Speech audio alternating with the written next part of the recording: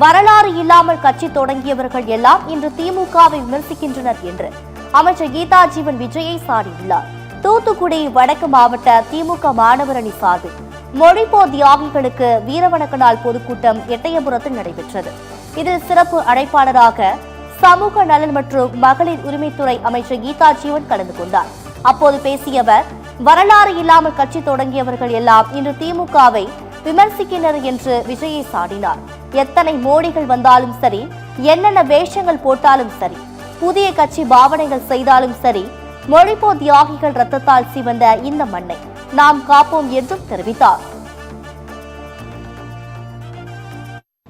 ஆனா எல்லாரும் வாய் புளிச்சதோ மாங்காய் புளிச்சதோன்னு சொல்லிட்டு எடப்பாடியா இருந்தாலும் சரி, இல்ல எதிர்கட்சியா இருந்தாலும் சரி, இல்ல வரலாறே இல்லாம இன்னைக்கு புதுசா கட்சி தொடங்கியிருக்காங்க பாருங்க.